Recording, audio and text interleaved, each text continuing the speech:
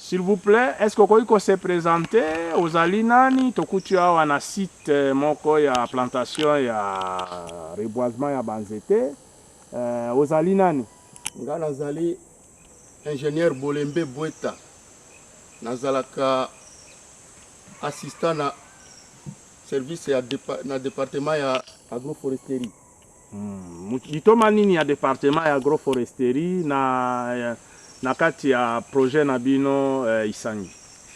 Agroforesterie ezali yoko département oyo ezali kosunga pona milona ya tombwa ya batu ekopesa tombwa ya baimboka. Ok. Bongo awa na site oyo litomba nini bino bosali site oyo site yango ezali ya banani et puis bosali yango pona nini? Projet na biso ezali projet munene. Site oyo ezali site tosalaki yango po ya koexperimenter banzete ya mbinzo. Bon, banzete ya mbinzo oyo tozali koexperimenter awa po tokabola yango na baimboka. Sikoyo banzete ya espèce nini tosalaki awa tobandaki na pépinière. Sima na pépinière nde tolonisi banzete oyo po tokende pe kokabola na baimboka. Yango ba espèce oyo tolonisi awa yango oyo tozali na ba bomanga, tozali na ba esia, tozali na ba rikio, pe tozali na tali. Ba espèce mine wana nde tobandaki na yango liboso. Bon. Depuis 2011 nde tobandaki ba pépinière. Sikoyo na 2012 nde tobandi ba mise en place colonie sa penza banzete. Tobandaki colonie sa banzete awa na base. Tolonisaki pe ndambo kuna na bamboka. Awa na base tozali na 950 pieds oyo tolonisaki. Bon, kuna na bamboka tolonisi 602 pieds oyo tolonisaki na bamboka. Ok, merci mingi. Pona nzete ya mbinzo ebota esengeli esala combien d'années?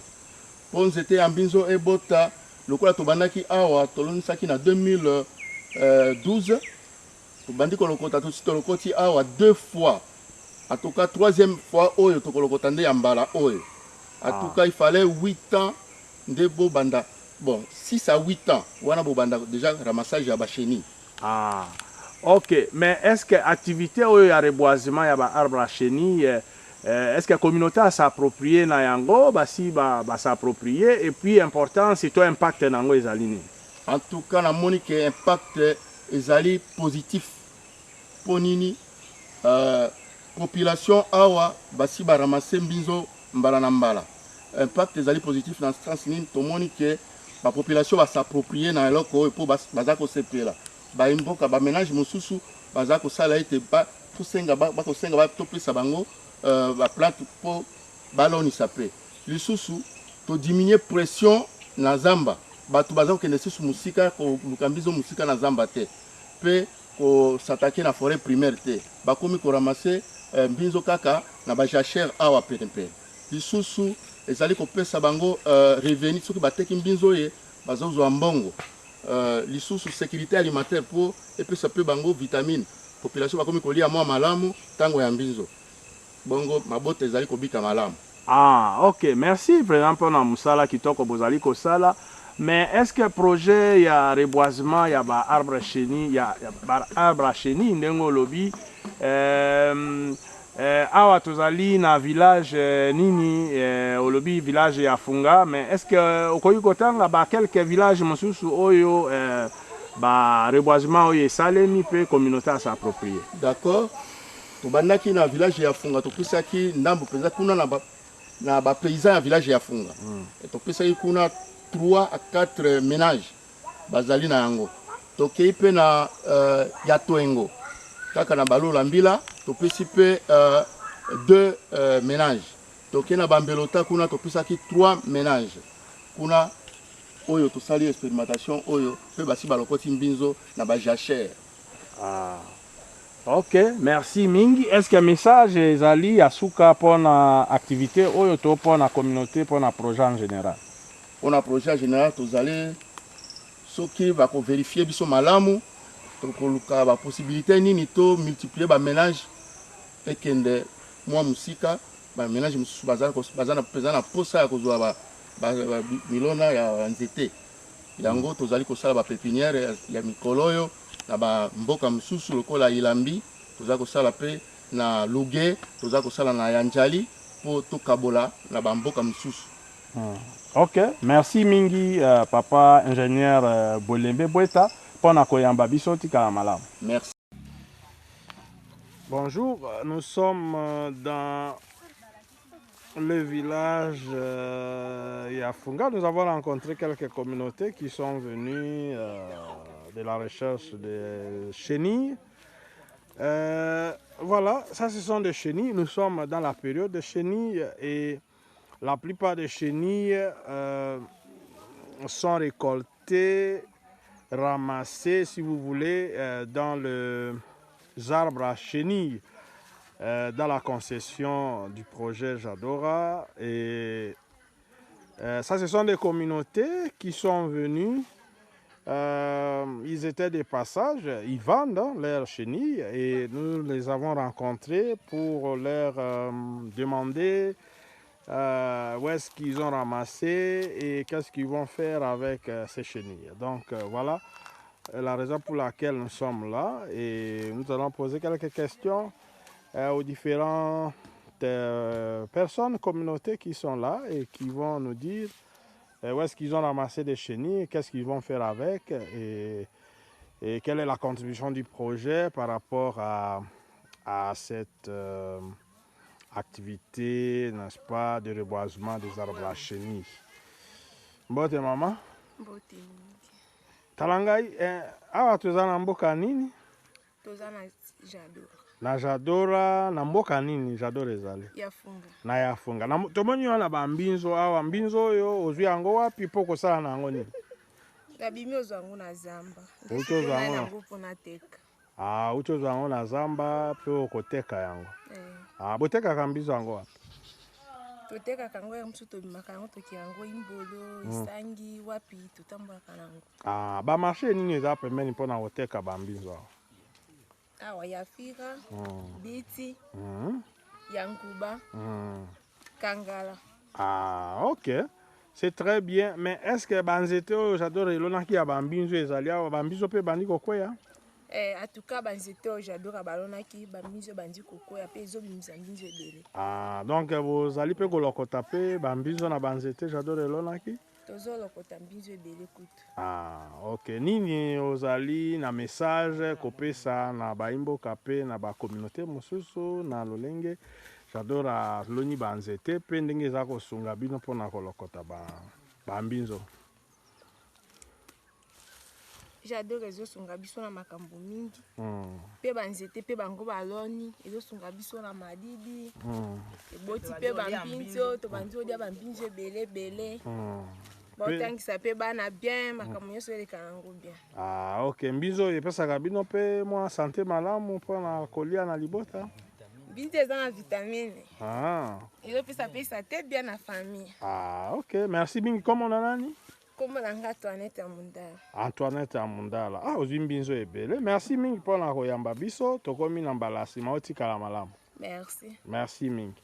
Awa pe tomoni papa mosusu avandi na awa na nini na ye ya mbinzo. Bouti kozwa yango pe na zamba? Na zamba kaka. Est-ce que kofungola na tala bambinzo eza na kati?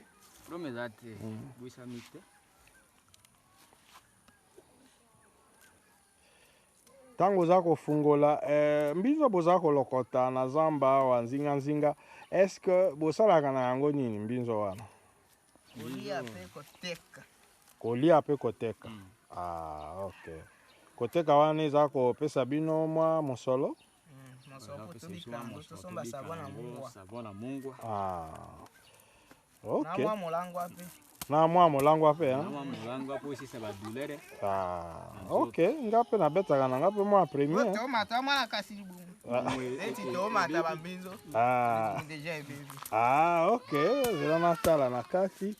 Ofungola yango malamu. Ça c'est un gibestière de chenilles que les communautés fabriquent pour garder les chenilles. Donc là, ils proviennent de la forêt, fraîchement de la forêt. Et nous les avons rencontrés parce que c'est la saison de chenilles ici dans la concession Isangira de plus. Et les communautés sont en train vraiment de profiter de cette période pour récolter, ramasser les chenilles, que ce soit dans la concession, mais aussi dans les arbres à chenilles reboisés par Jadora. Donc ça, c'est un gibestière. Et vous voyez là, à l'intérieur, tout ça, ce sont des différentes espèces de chenilles, telles que notre ami est en train de nous faire montrer. Et nous avons voulu le rencontrer pour nous dire s'ils ont un mot par rapport à ça. Ok, merci beaucoup. Est-ce que vous avez liloba ya koloba pona mbinzo esungaka bino olobaki pona nini? Esungaka biso kolia, teka. Ah. Et puis pona kozwa mwa mbongo. Kozwa mwa mbongo ya savo mwa mungu. Ah, mais ndenge bozala komona mbala oyo mbizo ekobima mwa mingi? Vraiment mbizo ekozala ebele neti ezalaki en 2014. Ekozala mingi, hein? Ebele ya makasi. Ah, ok. Merci mingi pona kolinga kosolola na ngai. Tokokutana mbala ya nsima et puis soki mbinzo ezali bokoki chaque fois koleka wa po esunga biso toki mwa ezali tokosomba yango po esunga bino pona ozwa mwa mbongo. Merci. Ok, merci mingi. Komona nani? Komona ngai Keita Litwa. Keita Litwa. Bongo mista na yo komone nani? Tosembolo ila François. Ah, mais otalinga te? Tosembo nani? Tosembolo ila François. Ah, ok. Merci mon cher Tosembo. Tokomi mbala ya nsima. Merci.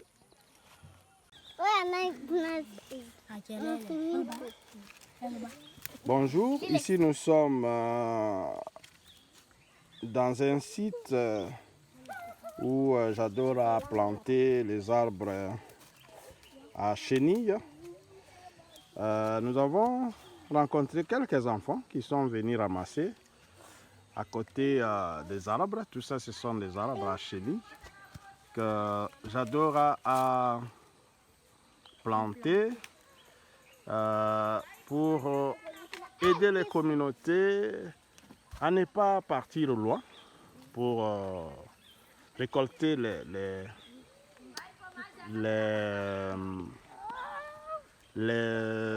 chenilles. Et j'étais de passage, j'ai rencontré quelques enfants qui sont là. Ça, ce sont des chenilles qui sont ramassées par les enfants. Ils sont tous là. Ils ont voulu venir me rencontrer. Et je les ai surpris en train de ramasser les chenilles avec la maman aussi qui est là. Elle me montre les chenilles. Et voilà. Je vais peut-être faire parler quelques enfants et une maman pour me dire ils sont où et qu'est-ce qu'ils sont venus faire ici. Certainement pour ramasser les chenilles. Ça, ce sont les autres enfants, les autres mamans qui sont là avec leur seau pour chercher les chenilles, je pense. Et voilà. Je vais parler un enfant ou deux pour donner leur témoignage. Mbote mwana. Bonjour. Okoloba makasi talanga yawa.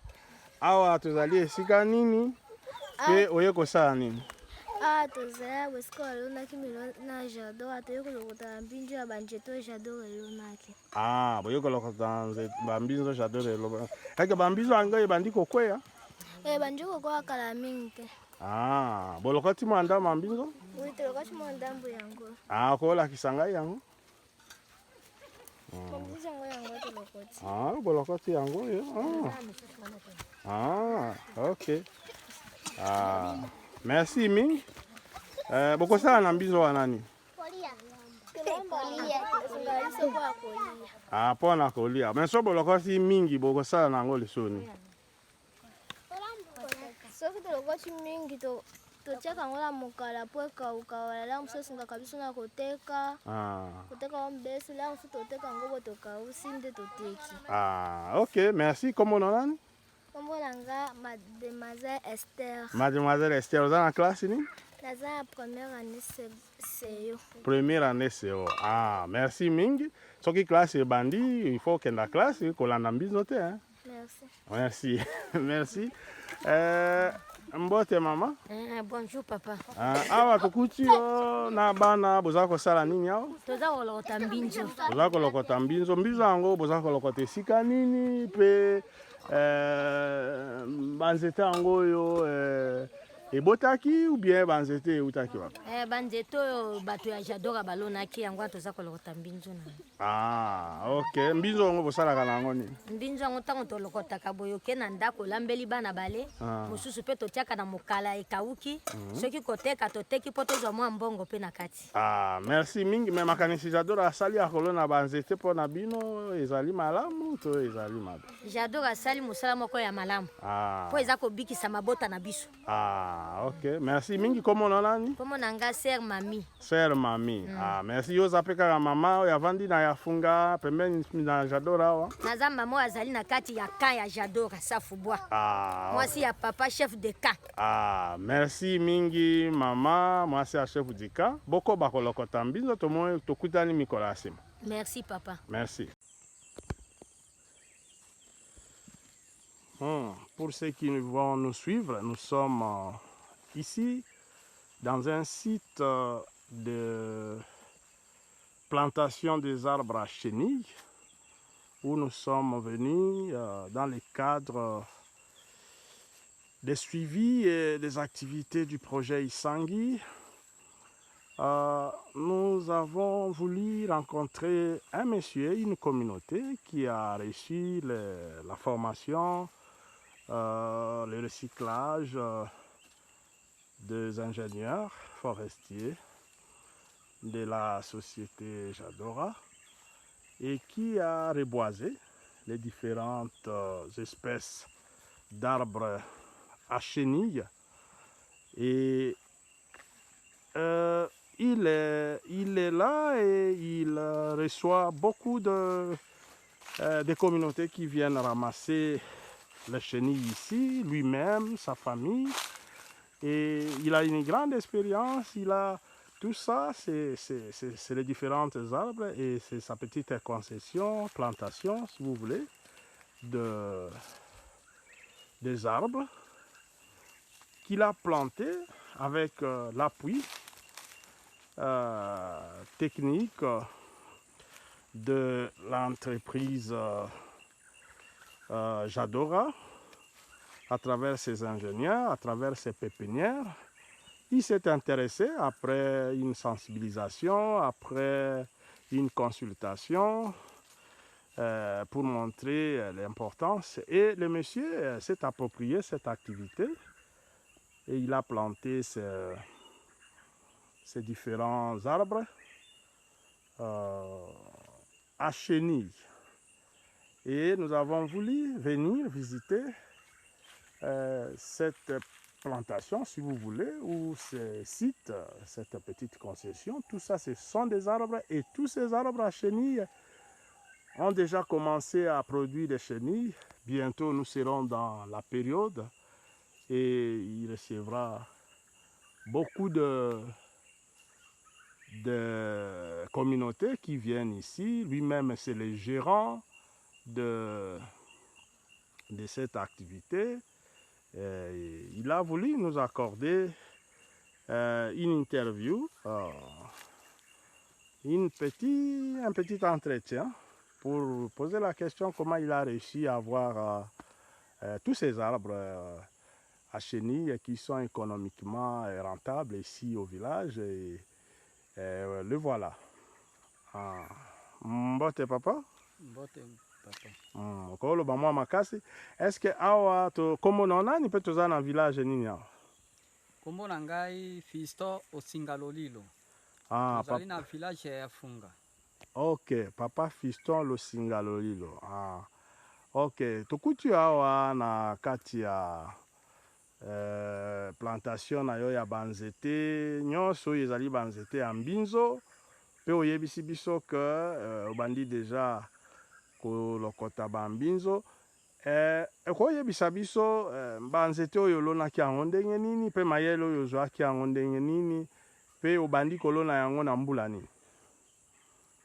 Banzete oyo tozwaki dans société Jador ye kopesa biso makanisi ya kolona nzete nde sikoyo tozwaki toloni banzete depuis na 2012 nde tolonaki banzete lelo oyo nakanisi ebandi kopesa biso mbinzo mbinzo yango eza likolo na banzete oui loba naza kolanda yo mpona bambinzo wana esunga biso lolenge ya kobika kolia mpe koteka soki tokolia ekopesa biso mwa nzoto makasi mwa sate kitoko na bana na biso toki mpe koteka mpo esunga bana na biso na klase kosombela bango babilamba wana nde ntina mpenza toloneli nzete ya mbinzo yango wana ok donc olobi mayele ya kolona banzete ya mbinzo bozwaki yango epai ya nani? tozwaki yango na tozwi mayele wana na société Jador. Ok. Est-ce que okopesa ngai motango ya banzete okoki koyeba nombre ya banzete oyo ezali awa na concession na yo oyo? Bon nayebi. Ezali combien? Combien ya ba arbre ezali awa? Société Jador etindaki ba agronome baye totangi banzete tozwi 800 pieds. Donc bolonaki 800 pieds, donc banzete nyonso ezali 800 pieds. 800 pieds. Ok. Est-ce que chez bandi ko produit mbinzo? Bandi déjà kopesa mbinzo ata olakisi bango awa okomona déjà mbinzo ezali likolo. Ok. Mais makanisi na yo na kosala plantation oyo tope banzete mingi kolona boye makanisi na yo oyo ozalaki na yango na nsima na yango mpona kosala kolona banzete oyo ezali nini na nsima ya kolona yango lokola ebandi kobota alors okanisi okosala na bambinzo wana nini? Mbinzo wana ntango ekobota tokolia eloko ya liboso na tokolia pesa biso nzoto kitoko sate kitoko mpona bana mingi babika na yango. Sikoyo tokoteka mpe mbinzo wana mpo esunga bana na klase kosombela bango bilamba toloni mpe banzete oyo na makanisi mpo biso population ya funga tobomi zamba mingi tosilisi zamba etika diesel nde tozwaki makanisi wana na société Jador babi bolona banzete ekosunga bino mpe solo toloni banzete tobandaki kozwa mipepe makasi mais sika aparti ya kolona ndambo ya banzete mipepe bandi deja kodimine mwa bandenge wana. Ok, en tout cas ezali malamu mingi. Est-ce que banda osili kolona banzete oyo osi otekaki deja mbinzo ou bien mpona bongola motuna soki bozwi bambinzo awa est-ce que boza na marché mpenza esika botekaka bambinzo yango? Toza na marché na biso totekaka kaka na zando ya Yafira. Na zando ya Yafira? Na zando ya Yafira nde totekaka. Ok. Mais toki mpe boteki yango epesaka bando bandi kolona mbinzo na vie na yo na libota na bana esi ekotisi quand même mwa changement na kati ya vie ya yo na mwasi na bana liboso ke olona banzete oyo? Banzete oyo déjà depuis toloni yango ebandi kopesa biso mwa litomba tobandi totekaka na zando ya Yafira tokozwa mbongo ekosunga biso moke kosomba bilamba mpe kokosa bana klase. Ok. Bongo osalaka ndenge nini mpona baentretien namoni awa eza quand même propre malgré ezali nzete ezali mpe zamba ezali vraiment très propre banzete nyonso awa ndenge naza komona osalaka ndenge nini mpona kosala entretien ya banzete nyonso oyo mpo ebota quand même mbinzo malamu osi ozwa mwa masungi to mpe osi ozwa mwa bamateya soki osi ozwa yango epai ya banani bo nasi nazwi masungi mwa mingi na société Jadora nakendeki na société Jadora bapesinga machete bapesinga lime bapesinga botine nde sikoyo nafungoli na zamba mpo banzete bika kitoko mpo ebota mbinzo. Ok mais par rapport na makanisi namoni osali mpe baécartement malamu ya banzete mayele wana ozwaki wapi oza agronome ou bien ozalaki formé oza formé ndenge nini epuis banani baformaki yo boye naza mpenza agronome te société Jadora kaka nde baforme ngai mpo nasala mosala awa likanisi kitoko mpenza na société Jadora baye kopesa biso. Ok bongo na ndenge yo osalaka mosala na yo na banzete na yo est-ce que formation wana ekontinuaka ou bien baformaki kaka bino esi esili ou bien bokutanaka lisusu to mpe bozwaka baformation mosusu ou bien baconseil mosusu ezalaka ou bien kaka ndenge bozala aformaki bino mpe esi esuki wana yo moko oza kose débrouiller te baformation esili nano te baconseil esili nano te tozokontinue kaka na baconseil bazopesaka biso baconseil tozokontinue na yango ti lelo solo nano banzete tozokontinue kaka. Est-ce que olobi Jadora moto aforme yo asungi yo kolona banzete na nzela ya baagronome na ye baforestier mais est-ce que balekaka quand même kotala mosala malamu oyo oza kosala boye balekaka koya kotala biso bo soki toza na kaka mwa bosenga moke kaka oyo tokokwama na yango tokepa na bango basungi biso mais basalaka quand même suivi kotala ndenge banzete no eza kokola mpe kopesa yo bamasungi mpe baconseil bazokontinue bazoya kotala biso na mosala tozosala bo bazopesa biso baconseil muke masungi muke mpona ndenge ya koyeba kobikisa nzete oyo mpo esunga ekolo na biso.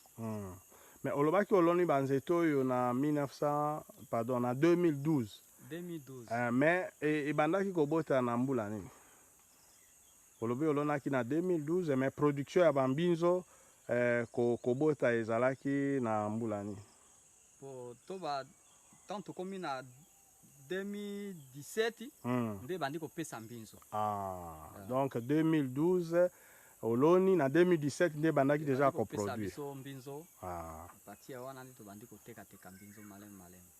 Ok merci mingi papa mpona koyamba biso eske ozali na liloba ya suka mpona kopesa na bato bakolanda yo parce que video oyo tokokabola yango mpe na bandeko baingénieur mpe société Jadora soki ozali na mwa makanisi ya kopesa to message mpona mosala na yo message ekozala kaka neti bango bapesika biso makanisi ke tosala mosala oyo tozosala soki bango bakoya basunga biso moke na mosolo bakosunga biso na mosolo mpo totambwisa misala oyo mpona baentretien topesi mpe bandeko basali baentretien ponga moko mpenza na kokoka lisusu te plantation eza monene. Ok merci mingi message na yo ekokomela bango merci mpona koyamba biso awa na plantation na yo ya banzete ya mbinzo to arbre à chenille tokomi na mikolo ya nsima merci mingi otikala malamu. Merci.